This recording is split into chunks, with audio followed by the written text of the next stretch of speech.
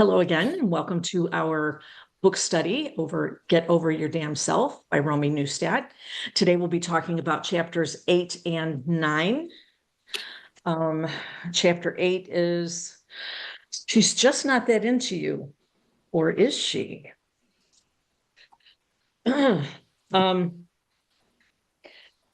So, yeah, there was one moment in this chapter that apparently I found particularly enlightening because I drew this little picture with googly eyes in the margin. Is that the first time you read it or the second time?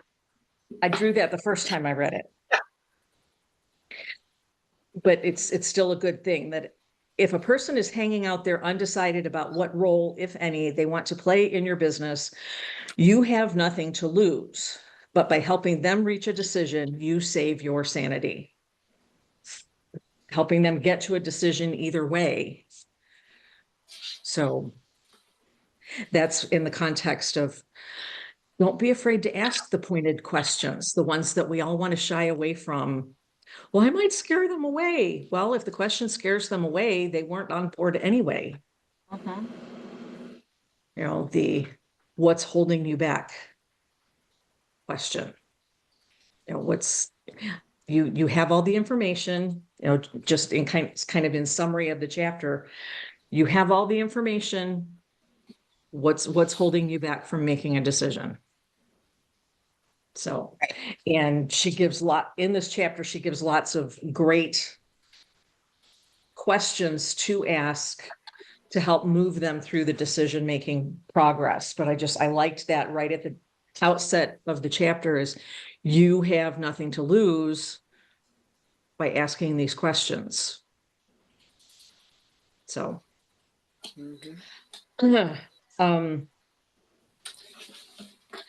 it also, it was good for me anyway, to be reminded of the idea of the takeaway. You know, that sometimes if you say, you know, I really, maybe this isn't a good fit for you. Because if they're teetering, they're either going to accept that and say, yeah, you're right. Or, well, but wait. You know, don't take it away from me yet. I think maybe, so sometimes it's that fear of losing something is what gets them off the fence. It's like you're creating FOMO. You're Yes. starting to take something away from them. And they're like, oh, wait. Yes. I want that. I also like that it's the highlighted thing, but on the bottom of page 113, let go of the fear of losing what you don't have. Yeah. Yes. Like you don't have it. They're not your, like, you know, don't be afraid to lose it. You don't even have it. Right. Exactly. So ask the question. Exactly. So, but then she goes into different ways that the fence sitting might look, that you can't get them on a three-way call. You know, either you can't get them to commit to it or they don't answer when you do call. Well, that's in a different section, but you know, that you can't pin them down as to a time that you can talk to them. And how to address that. That's one thing I'm really noticing and liking about this book is she's giving examples of what to say. Now, obviously, we want to be careful with that. We want to make sure that we're being authentic and using our own authentic language, not using something plucked straight out of a book. But she's giving examples of what to say that we can then tailor to make them sound like our authentic selves. But in the middle of page 116, in the section of can't get someone on a three-way call, and she says, if she's not open to a damn conference call to further discuss a business proposition, is she going to be any good at our business? Hell to the no. And I'm really enjoying her voice in this book. How she's just very blunt even, and doesn't dance around it and try to pretty it up with pretty language and wind up obscuring what she's really trying to say by making it too pretty. A poopy scoop will never solve anything. Say that again. What A did you say? poopy scoop will never solve anything. Okay. All right, I like that. So it goes on into the next section that you've done a three-way call, but she won't make a decision. So you have to kind of then guide her through the process. It says, get her to tell you what's going through her head. Because it's one of two things. She says either deep down, she doesn't want to spend consistent time every week of her life for the next couple of years on a business of her own, or she doesn't believe enough in herself to think that she can actually do it. Although I think maybe there's a third thing there too, where if she doesn't address this head on, but she does allude to it, be afraid to say no, that they don't want to hurt our feelings. And Yeah, and I think, is it this chapter, the next chapter where she talks about that, where she gives them permission to say yes, no? So I think you're right. Like, I think that is one of the things. And I think you're right and that's why then one of the parts is giving them permission. yes, and that Same. does come up in the chapter about follow-up, but this one, the two fit really well together. So I'm glad we're doing these two together, because the one just flows right into the other one, almost as if they could be one chapter. She gives a good list here that I think is handy to have, because sometimes I'll try to think for myself, what am I looking for in people? It's like, I don't know what it is about her, but I just really like her and I think she'd be good on my team. But if I were to approach her about it, I need to be able to tell her more specifically. And so these 3 bullets here on page 117, that it's a people-centric business. This business requires at least 10 hours a week of consistent activity, but it's simple. I guess that's not really so much what to look for in people, but what the business consists of. It's a great way telling to people. summarize, like, Mhm. because if you can put in 10 hours a week, you're going to have pretty solid success, Mhm. In my opinion. Yes. So kind of laying out, like, what does it take? What does it look like? Yeah. So, and then on page 118, she refers to the mother of all questions. That if you know that you're willing to learn how to build this, and I can teach you how to build this, and there are loads of people just like you who are successfully building businesses, I must ask you, do you believe you have what it takes to do this? Because often that's what's at the foundation of their hesitation, is the lack of self-belief. So, and then you go from there. Even further down on that page, allowing for, if ultimately her answer is no, that she doesn't believe she can do it, then you kind of just have to let her go, because as she says in the book, you can't fix what's broken. We can try to pump all the belief into them that we can, but if it doesn't take, it doesn't take. And if they don't believe in themselves, they're not going to do it. Right. So, but I have some little tags in my book of people that this made me think of. And these are old tags, but they still apply. Although, well, yeah, they still apply to those particular people. I was listening to this on Audible on my walk this morning and sent 3 different messages to people while I was, because it's a good idea to just pause if you're doing something and somebody's mind comes to mind. Mhm. Reach out. Don't even be afraid to tell them, like, you're reading a book, with your team, and I just read this part and it totally made me think of you. Like, people love to be thought of. Yeah. Yeah, that's true. So, and then the section on, it all sounds great, but she just can't decide. And clearly these folks are not gunslingers. They're the antithesis of gunslingers because they're going to think it and overthink it and overthink it. And she said, the best way to get them to decide is to spoon feed them a decision-making process. And by giving them homework where it's really performing the first couple steps that we would have someone do when they start the business, writing down the why, making a list, and of the people on that list, which are the ones you would really want on your dream team. And that's either going to convince the person that, yes, they can do it, or no, it's too overwhelming, but then they've got a list of referrals they can give you. So I thought that was kind of clever. So thoughts on any of that so far? What are your takeaways from this chapter?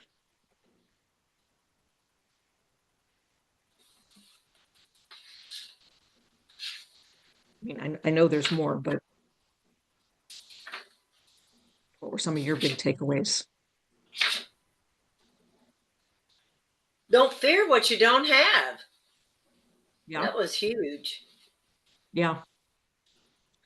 Well, and like it has said all the way through the book, don't be attached to any particular outcome. Yeah. Right. I really liked on page 121. Mhm. There's the two kind of scripts. One is if they don't get back to you. That's a good one. And then the still crickets. Like if it's been a couple weeks, hi Mary, hope you're well. I've got to tell you, I'm really good at what I do. And I'm really good at follow-up. Like I love that.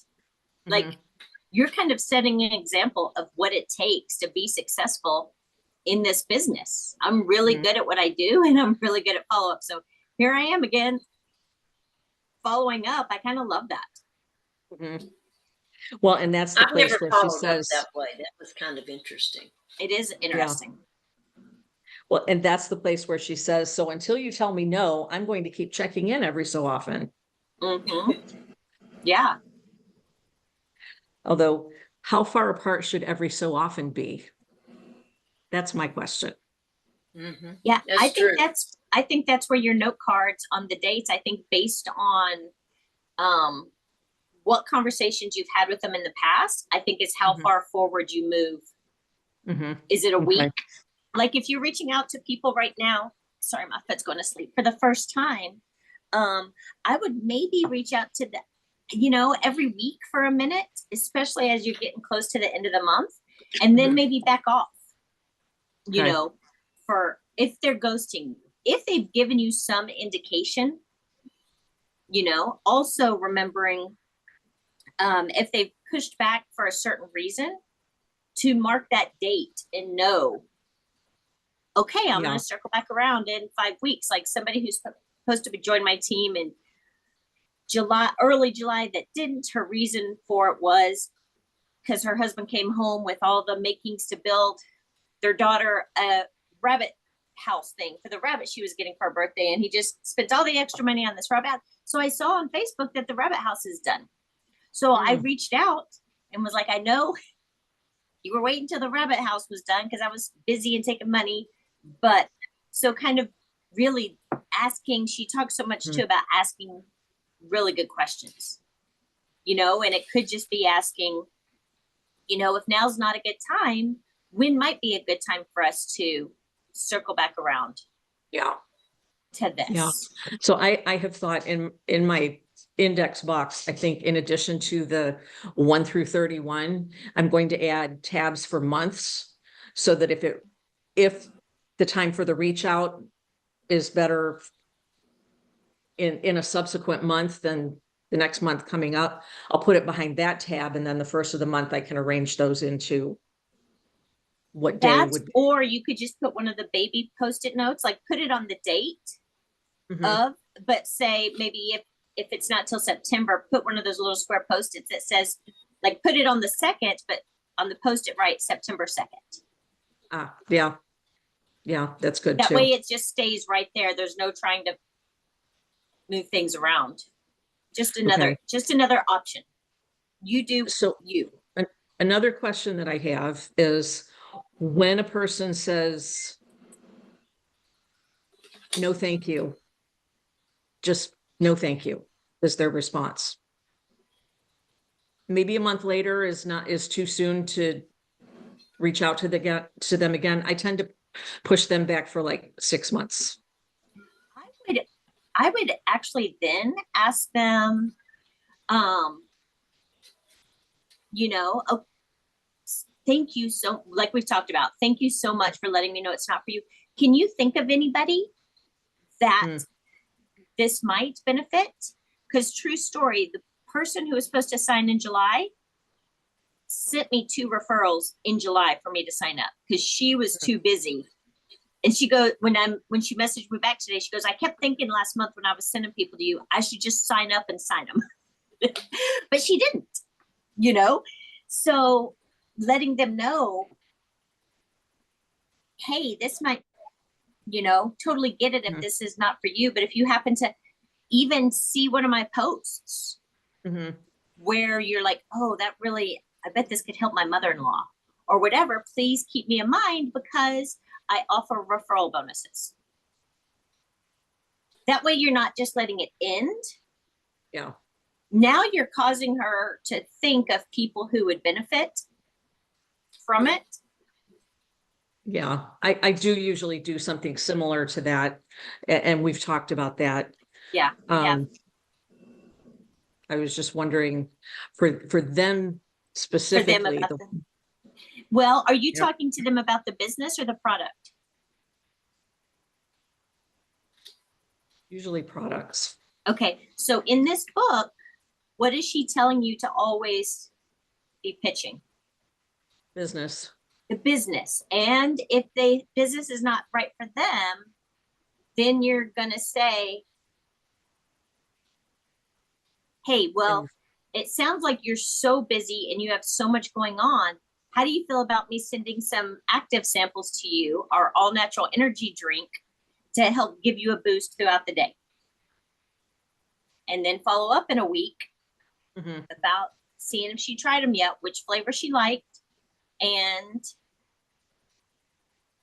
did you want to order some? You can only do that though if you're falling back on the products.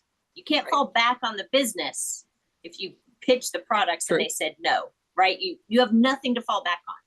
And she is saying all day long in this, what is she selling? The business. Everything, all the verbiage she is telling us in this book is in regards to getting people to join your business. Right. Because then your fallback is your products. Okay. Yeah, keep telling me that till it sinks in. Deep breath, like I share the business. Okay. I talk to people about the business.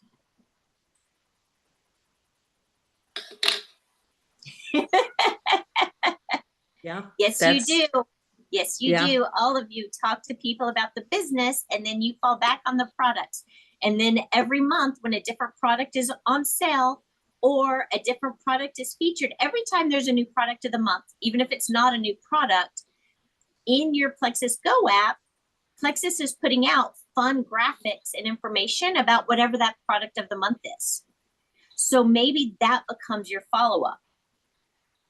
Hey, you know, it's been a minute since I checked in with you, but I just learned some really fun things about our new product of the month, and I wanted to share them with you. Okay. You're just sharing knowledge. The more knowledge you share, the more comfortable people will become. And a lot of people just think, you know, Angie, in your testimony really was a part of this. People just think oftentimes we're just a weight loss thing. You know, I always send, anytime I get a new customer, I send them 4 samples, 4 sleep gummies. I've only had one person not add sleep to their subscription after that. Every person I've sent sleep gummies sampled, I just in a little Ziploc bag, every one of them messaged me is like, okay, it says sleep. I just had the best sleep of my life. What is it? How do I order it? That has happened almost every single time I've sent sleep gummies to somebody. Yeah, we're not sleeping great out there in the big bad world. It's true. People love to sleep good. Order an extra thing of sleep gummies this month and send samples to people. I send 4 because I think 4 nights in a row of good sleep is enough for them to realize it's not a fluke. That they weren't just tired that day. Do you know what I'm saying? Mhm. Like, that's one of those invest in your business, order some extra sleep gummies. You know, other things we have, like if you want somebody to get active or slims or whatever, I've got all of that to ship out for you guys. But from you writing a little personal note and sending some sleep gummies, like, here, the gift of sleep. Enjoy. Can't wait to hear what you think. Because the sleep is not expensive. To me, that's a no-brainer investment in your business. Mhm. You know? Yeah. And I let myself run out of it this month, so I currently don't even have any.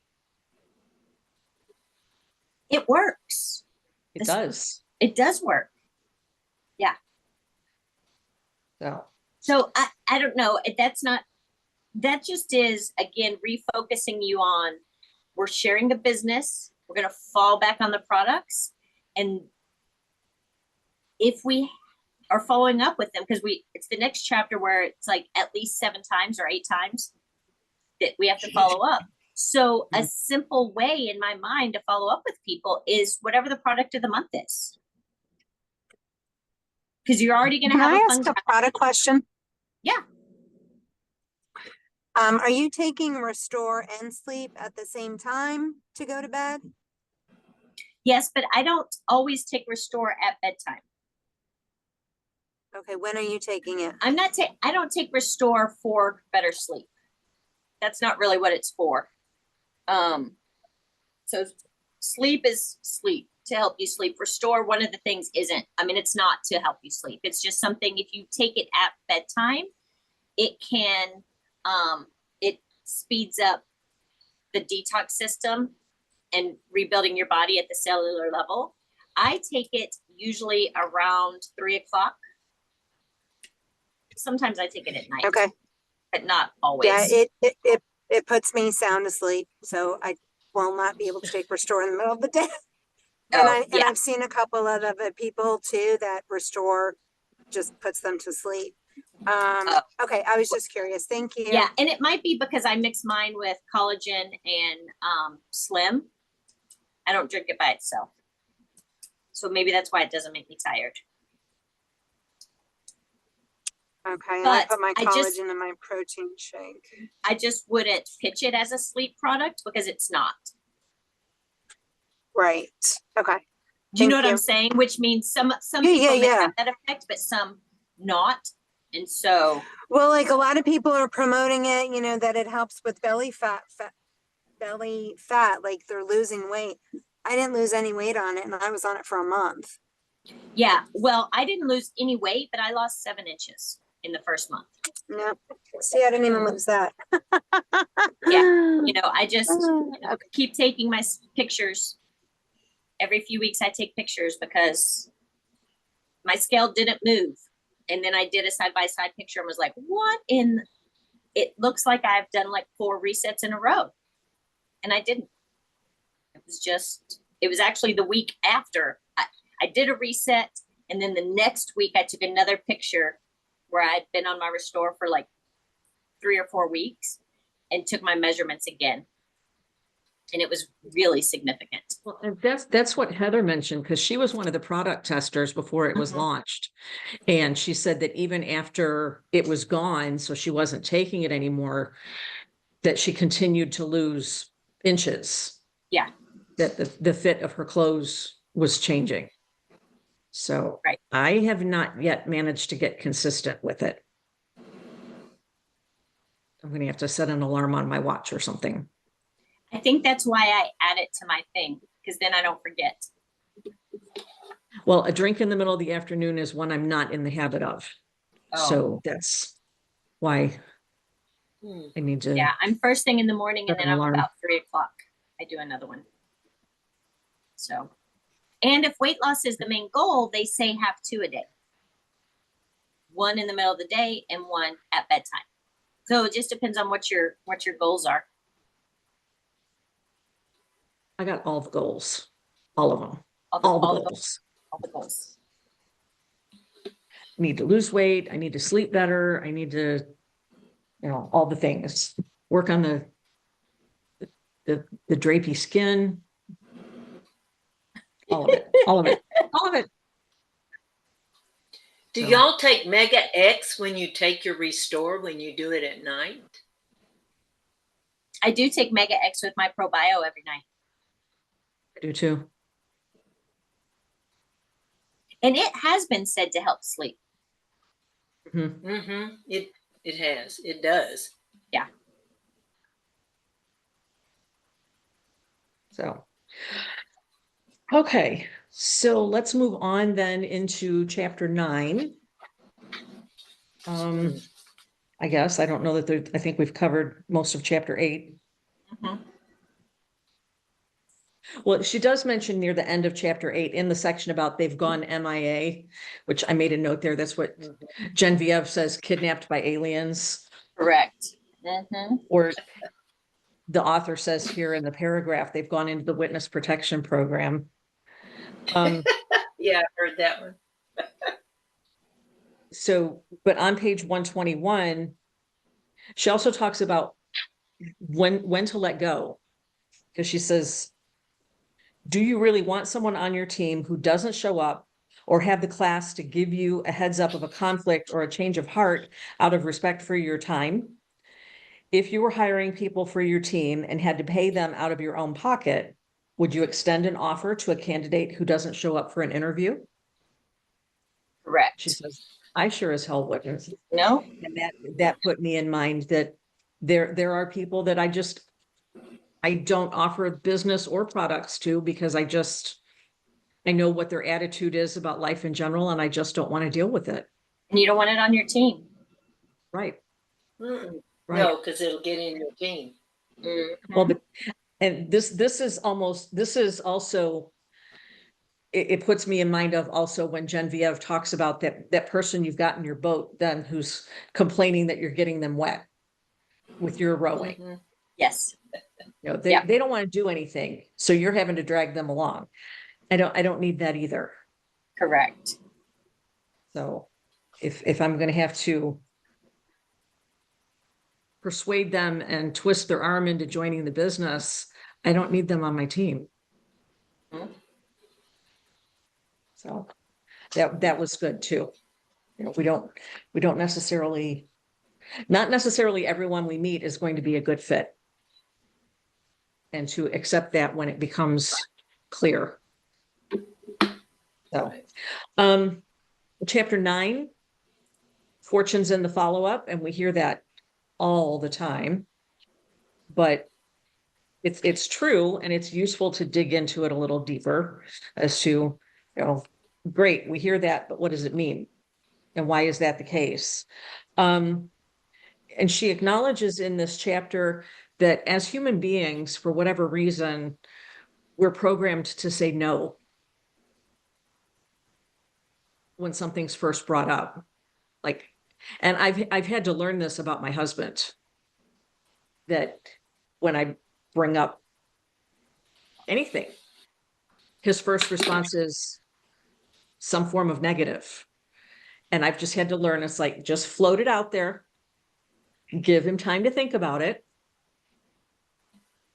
And most of the time he does come around, but it's just that first knee-jerk response is, no, or that's going to cost money, or I don't have time for that, or so he's a standard case. Yeah, my husband's first response to everything is, how much is that going to cost? How much is that going to cost us? My husband doesn't even ask. He just says, it sounds like that's going to cost money. Yeah, I get that too. When I gave Rob our family calendar for the next 18 months, he just looked up at me and was like, that looks expensive. It's like, yes. Well, and it's a good thing you don't have to pay for it all at once. Also looks like a lot of amazing memories we're about to be making, Mr. Barkley. But yes, It's that, and realizing that a lot of people think that way. That looks expensive, you know, and being able to educate them. I really like in this chapter when she talks about the rule of 7, and you know, and she talks about why it takes so many times and the world's noisy and people are busy and blah blah blah. But then she also very pointedly says, like, who are you to think you can beat the law of averages? Right? Like, you think you're so good at this that your people don't need to, like, there's research and data that says people need to hear from it, hear or see it. And I've even heard 8 to 12 times. So I think 7 is even a low estimate. And she really calls you out and says, who are you to think you're better than the average, which is millions of people, hundreds of thousands of people in the testing group? You know what I'm saying? It's like, oh, I'm not bad at this because it takes me 7 months or 7 weeks to recruit somebody. I'm actually average. That feels different. The same thing is said about teaching. That they have to hear it 5 to 7 times before they remember. Yeah. I believe that. Yeah, for sure. Yeah. Of course, then there were those times when I'd get really frustrated with them and I'd be handing out, the little things that you make the pencil marks on that get run through the machine to grade the test. They're called Scantrons. Scantrons. I'd be handing out Scantrons for a test and I would tell them, and I would literally say it 5 times. Put your name on your Scantron. Put your name on your Scantron. Also, put your name on your Scantron. And did I mention, put your name on your Scantron? And by then they're looking at me like, seriously? But invariably there'd still be one who didn't. Yeah. But when there's one, see, because there's no handwriting to compare when it's a Scantron. When you get blank Scantrons, you don't know whose they are. Yep. So when there's only one, you can figure it out. When there's more than one. So anyway, it applies in the classroom too. Just a little side trip there. So, but yes, the bit about the noise spoke to me. So there is so much noise coming at us all the time. All the time. Yes. So last week, I forgot that one of my closest friends told me that she had hurt her foot, had to go to urgent care, whatever, was in a boot, whatever. There was other noise coming at me. And a few days later, she sent me a picture of herself in the boot. And I said, what did you do? And her response was, refer to my text from last weekend. And I was like, and in the meantime, it had bubbled up to the surface of my brain. It's like, wait a minute, I know this. And so then I had to apologize profusely, but I also shared with her that there was a tragedy in my family last week, and that kind of crowded out not quite broken foot. Yeah. So but I apologized profusely and said, I'm so sorry for seeming to forget, but here's what I have been dealing with. And she understood. But I did feel bad because there's a lot of noise coming at us all the time. Sorry, I have to adjust my chair. So that really spoke to me, that if I've got noise coming at me, I should realize other people have noise coming at them too.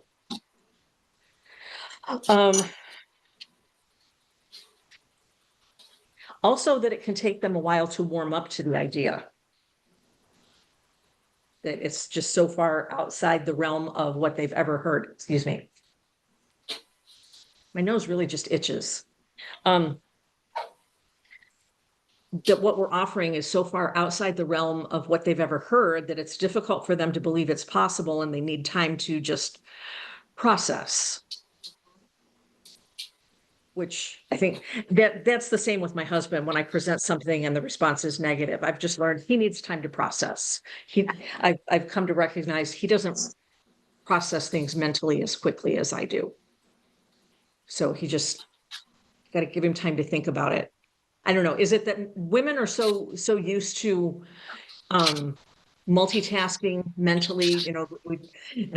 You hear the joke about all the tabs open on the computer, and the men are like, they're on rails. It's like, I'm thinking about this right now. I'm not thinking about that. Yeah, I don't know. I mean, Maybe- Andrew could be sitting next to Rob at the kitchen bar and he's talking. Andrew's talking to him and Rob is on his phone or whatever. And I'm like, hold on, Andrew. He doesn't hear you. And Andrew's like, I'm like, you have to start with dad, dad, dad. And then he's like, oh, what? I said, now talk. Like they do. It's like they're in silos, I think. Whereas Mhm. we as moms, we're used to cooking dinner, hearing the timer for the dryer go off, in our mind, realizing we need to book an Airbnb for a family trip. Oh, did we pay the electric bill? And they're Somebody lit- busted their knee and we've got to put some medication or get them to the ER.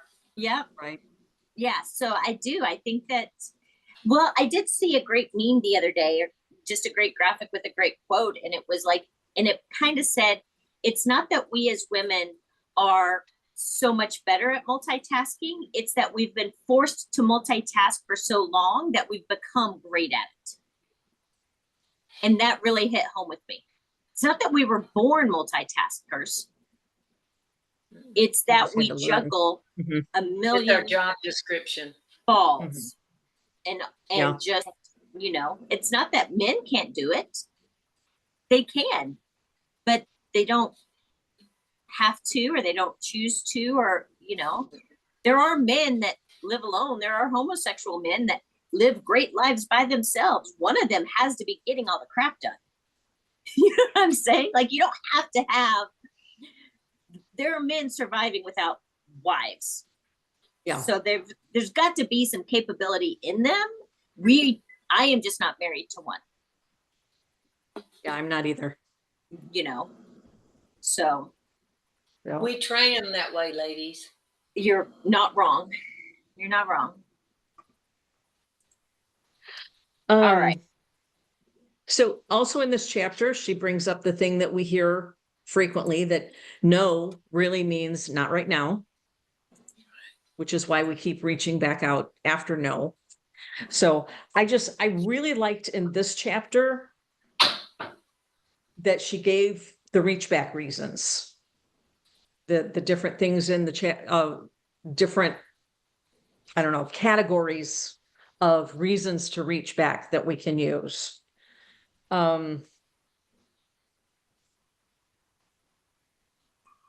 So, and here's the part where she says, people you talk to are programmed by human nature and their environment to say no the first time. And maybe that's the brain keeping us safe thing. It's like, no, we don't want to do that. Change is bad. Mm-hmm. Something different is bad. So no. And then we have to think about it. But then, and she talks about one specific woman that she spoke to, who said she wasn't interested in hearing about the business, but that, let's see, Jen finally did a call with Jamie so she could tell her no. This is in the middle of page 125. The call led to Jen agreeing to provide referrals to Jamie, but Jen couldn't get the business out of her head. That led to a three-way call, which ignited Jen's idea that she could build a team that could provide military spouses a way to build lucrative, flexible, portable businesses. Of course, the issue there, you have to be careful with that though, because everybody goes after the military spouses in a quite enthusiastic, almost predatory way. I've learned everybody wants them to tries to get them into whatever network marketing business because of the nature of their life. Mm-hmm. So you have to be careful on that. I think I'm going to make a poster of the last line on page 125. Reach back you must and reach back you will. I like that.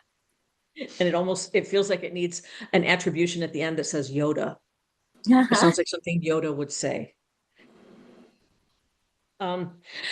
So then she goes into the different reasons. Reach back reason number one, to update them on your business, just to let them know how you're doing, because that might spark some kind of interest, like, hey, I'm interested in an extra however many dollars a month. I'm interested in enough money to pay my credit card bill or, whatever it is. You know, how you earned your investment back with your first paycheck, that kind of thing. Maybe it's when you promote in title or earn company incentives. Hey, y'all, I'm going on a cruise next month. All expenses paid by Plexus. I earned it. Well, I will tell you, one of the things that I am using to follow up with people right now is letting them know that the Leaders Retreat cruise is about to launch. And that, in my opinion, it's geared towards people brand new in the company. And that if they're interested in a free cruise for them, and I usually name their spouse, that now is the perfect time for them to get started. And that I'd really love them on this cruise. To me, that's a great way to reach out to people. And you know what you're sharing? The business. Obviously, they know they got to sell Pink Drink. Mm-hmm. You're pitching a free cruise to them. Yep. Also, for those people who keep falling by the wayside, maybe the cruise would be the thing that would get them to be consistent. Deanna works for trips. She doesn't need any money at all.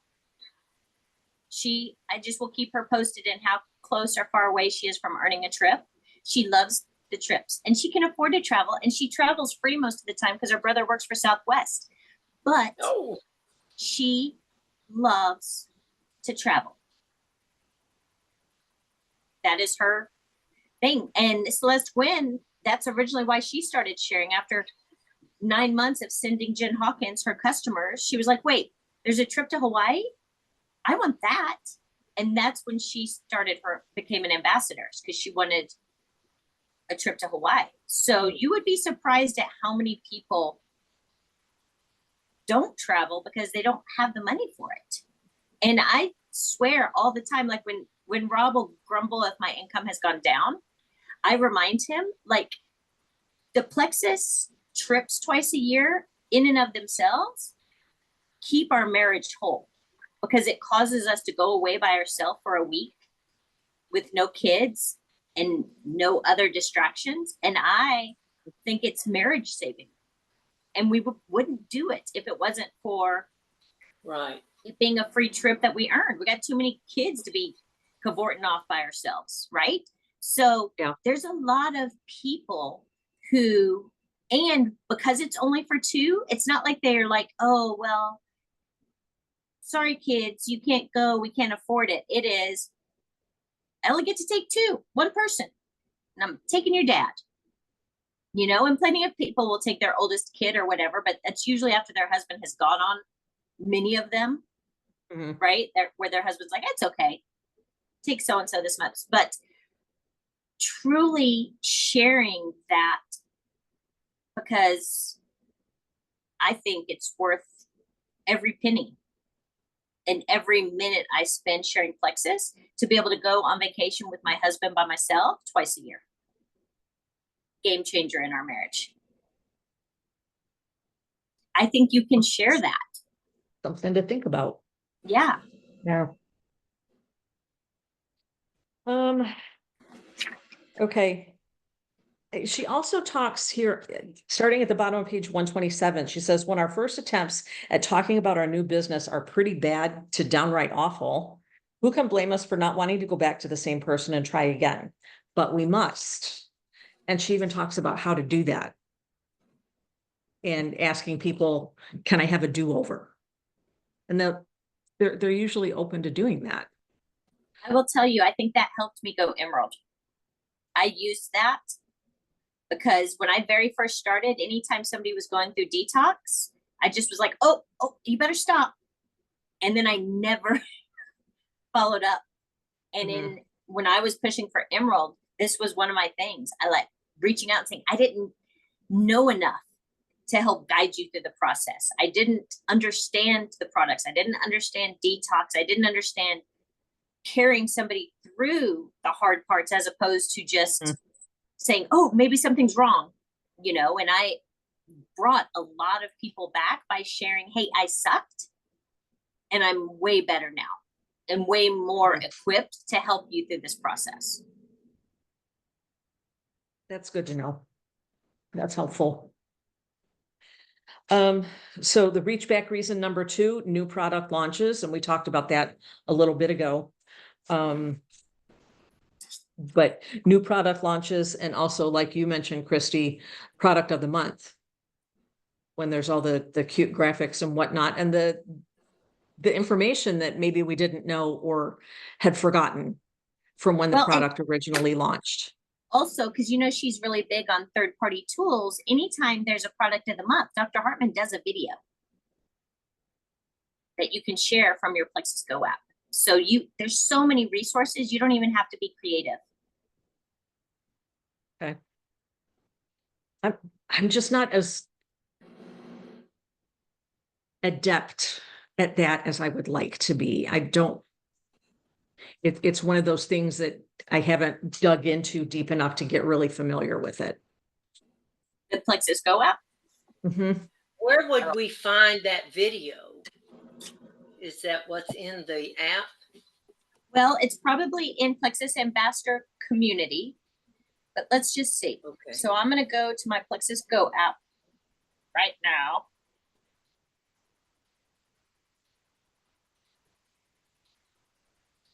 And there's probably other videos in there as well. I don't go there a lot. The Plexus Go app, anytime my girl Jenna on my team asks me a question, I say, have you looked on the Plexus Go app yet? Because there is a graphic for everything. So I'm just logged in. This is just the homepage. And at the very bottom, I'm going to click library. It was right here. Now I'm going to click, there's US English and US Spanish. I'm going to click US English, pulls up these folders. So I got a folder for Velocity Convention, the videos. So they video the different things that are on there. Then there's toolkits, tools for business, product education, Pivotal, Plexus Perk featured, One Plexus, Plexus events, Plexus in the press. Also, when she said, like, one of the things is if your business is in the press. So that's all there. So I'm going to click on toolkits, August shareables.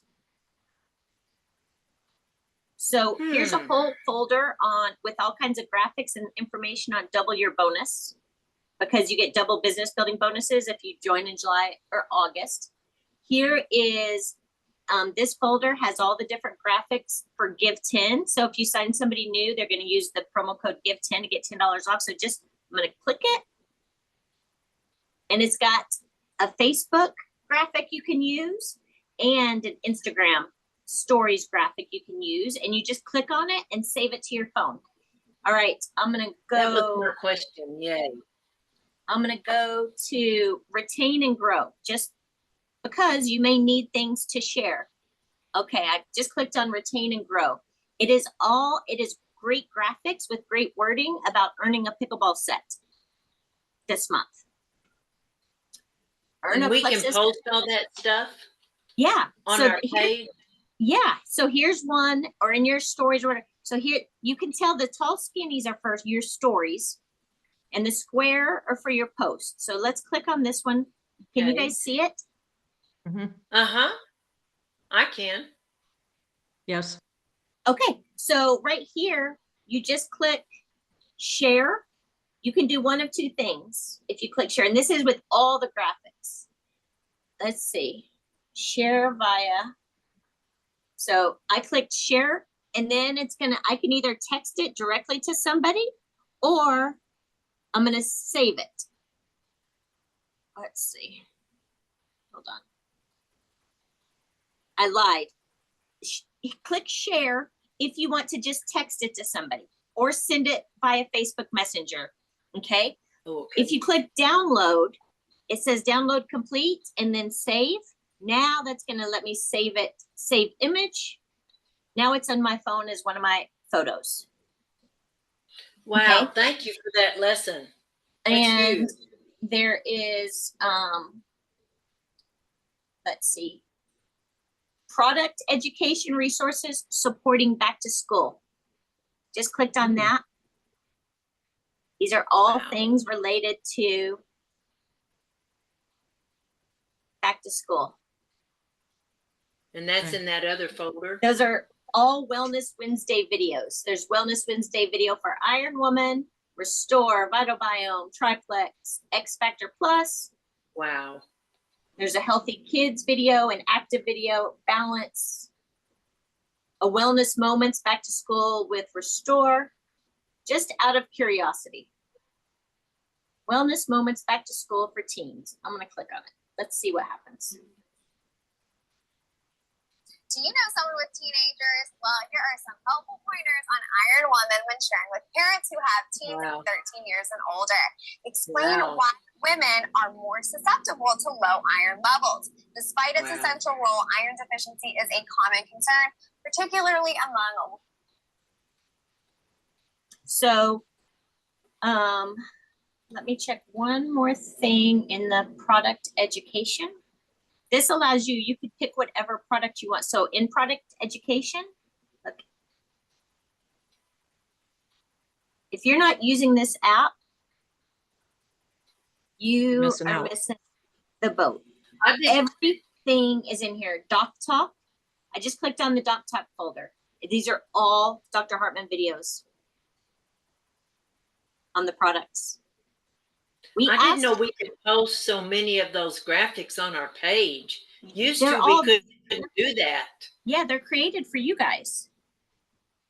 And remember when he very first like did a video and it was about which product came out? I don't know. Anyway, and we were like, can we have more Dr. Hartman videos? And they were like, yes. Here, they are all right here for every product because people, you know, you Wow. could say, hey, I just learned something really fascinating about women and iron. Would you be in, you could post it. Would you be interested in a video by a doctor about why women need a great iron supplement and why ours is different? Hmm. And now you're Wow. sending them something. Gina, Thank I think you. what That's I think what you might be thinking about in terms of having been told in the past not to post such and such, if you send it to them privately, rather than if you post something on your page, you don't know who's looked at it, what they got out of it, what questions they might have that they're too scared to ask you. So part of it was that we were being told in the past, it was about controlling the conversation. You know, when you send it to one particular person, then you can, Right. I you know who to I follow still up do with. that. I still do Well, that. You know, and I would say you post publicly and then you follow up in a direct message with somebody, hey, did you see my post? Yes. And if in your message it says, you know, if you want me to shoot you the video from Dr. Right. Hartman, let me know.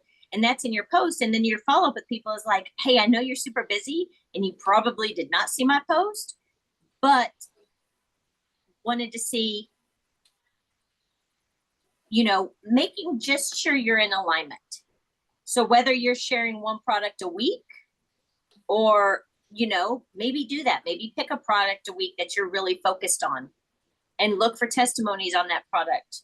Find information on that product. Whatever helps you stay relevant, Mhm. you know, because Can like we talked about, huh? Can we post with money? Can we post prices and stuff like that on the graphics? That used to be something we could never do.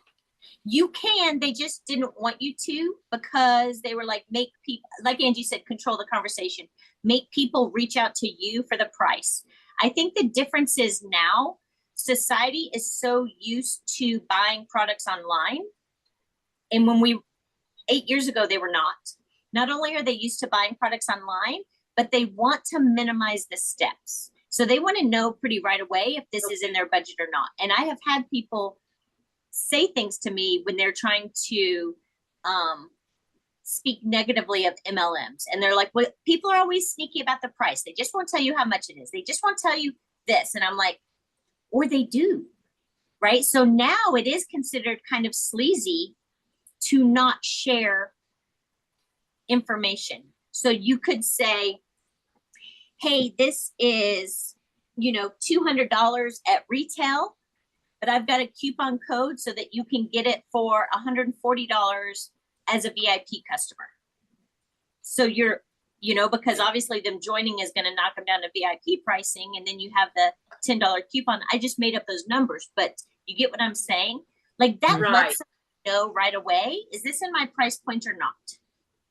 Right. Like when I'm just sharing sleep, I love to share that for less than $1 a day, you can sleep amazing. Hmm. That lets people know, oh, this isn't a $60 bottle of something. Right. It's 30 or less. It's all because I'm up saying, front. yes. I think we've just moved away from the sneaky of like not sharing what company you're with, Right. not sharing how much Right. things cost. That's old school thinking. The new way of Right. thinking is being very open. Thank you. I wanted to make sure. That's Yeah. huge. All right. Because sometimes you're losing people because they assume your product is too much for them. Right. And it's because they made up a number in their head.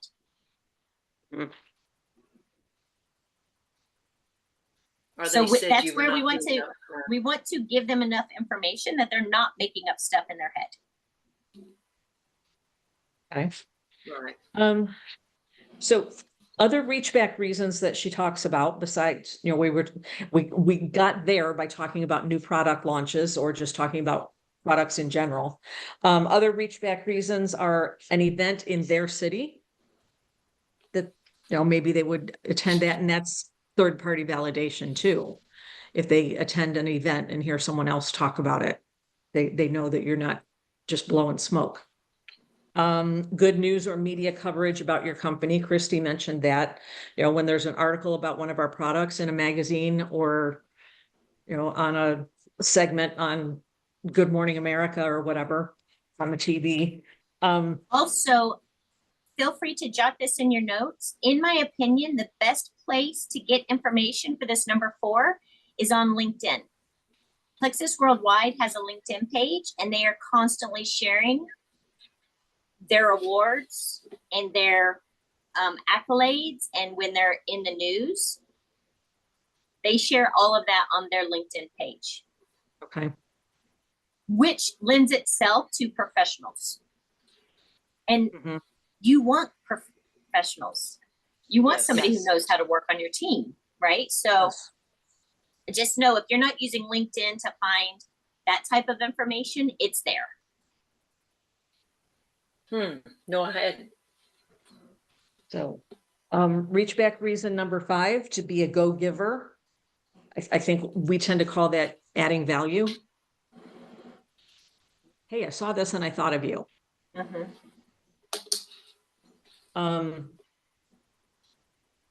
So I guess that conversation isn't necessarily business centered, but It's them still, it's that dripping on them where you're keeping yourself in the front of their mind. Would that be an accurate assessment, Christy? Yes, 100%. Just a reason to reach out that doesn't have anything to do with your business. Lets them know you were thinking of them. I think I've shared before where I've had people say to me, you only reach out when you want to sell something to me. And my response is, and you never reach out to me. At least I was thinking of you. You're not going to hurt my feelings. Like, you're like, you only reach out to me if you want, and I'm like, hold on. I'm like, sorry, Andrew was calling me. And when is the last time you randomly checked on me? Oh, never? Okay, well, who's the good friend? I'm okay with that.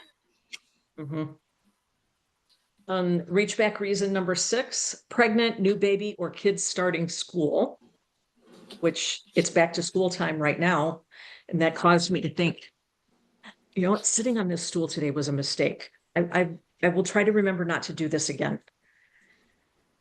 The office chair is much more comfortable.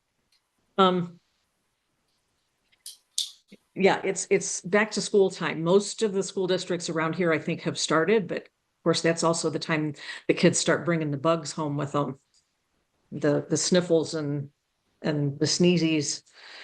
So maybe they need some kids' microbiome. Absolutely. Um, but I liked also that she talked about that she makes a note of when someone has a baby, she makes a note to reach out to them in 4 months, saying that they'll have been back to work a month by then. It's like, really? 3-month maternity leave? Not in education. 6 weeks. 6 weeks. And it's not paid anyway. Some of them, some badger their doctors to let them come back sooner because they're not getting paid. It's horrible. Yeah, agreed. So anyway, it was just like, wow, 3 months maternity leave. That would be nice. But anyway, she says that she marks it on her calendar because by the time they've been back at work a month, one, they're kind of back into a groove, so they might be able to fit something else on their plate, but also at that point, they're really missing their kid and they're realizing how much they're giving up by not being able to be at home. And how much they're paying for daycare. Yeah, Ugh, That's yeah, awful. that too. So, reason number 7, when someone just like them succeeds. So that's kind of like sharing Diamond Docs with people. That's exactly what I was gonna say. Watching some Diamond Docs and seeing who it reminds you of. Mhm. Celeste's very first Diamond Doc, not her second one, but her first one. I sent that to Deanna because that very similar. Don't need the money. Fine, but loves to travel and loves the people and loves the energy. Totally blue personalities. And Deanna will tell you that's the one thing she was like, oh, there are people like me that do this, because she knew I needed the money. Because I had given up a big income when I got injured. And so when she watched Celeste's, she really related to it and immediately was like, we're so much alike. And I was like, yes. Yeah. So That's interesting. That's making me think about somebody else who had actually told me that she's financially comfortable and she doesn't need extra money. And I didn't know what to do with that. It's like, okay. my response to that usually is either, how do you feel about free trips? Or do you feel like you have enough that you're able to give to the organizations that are really on your heart, to give as much as you want to make a difference? Well, I don't know if it was you or somewhere else I heard somebody said, who's missing out? Who in the world could you help if you had more? Yeah. It's Something just like about something more to than that you. effect. Yeah, this Yeah. world, you're not here to live in a freaking silo. You're Yeah. here to help and love on people. So, all right, then the last little piece in chapter 9 is the get in action on page 135, and I thought that might be an interesting piece of homework. So every day for the next 6 days, pick one of the reasons that we've covered and think about who you can reach back to using that reason as a hook. So I'm going to try to do this. There is no try. Yeah, said Yoda. I That's used to have right. that was the wallpaper on my smart board in my classroom. Do or do not, there is no try. Yeah, take That's your own right. advice. So- Sister. So I thought these were some good chapters, and I'm glad you did them together. me too. So any final thoughts? And her last paragraph, it starts at the bottom of 135 and then finishes at top of 136. She says, just follow up. If you don't, you're leaving money on the table and you're preventing yourself from building a business that could set you free. So to light a fire under your follow-up butts, I leave you with this thought. How pissed are you going to be if you reached out 4 times to someone, but it was another business builder who reached out on the 5th exposure when it was the right time for your prospect, and she joins that person's team or becomes her customer? She should have been yours. Make sure she always is. That's a real thing. Oh, I know. That I happens. know. So, Yeah. all right then. Next week, I think we chapters can do 10 and 11. And 11, yeah, because that's less than 30 pages. Well, yeah, the key to duplication is not even, it's barely 4 pages long. It's 4.5 pages is the key to duplication. Yeah. And then the BS we tell ourselves is a little bit longer. So, but yeah. So 2 chapters for next week, 10 and 11. Perfect. All right. See. Good talk today, ladies.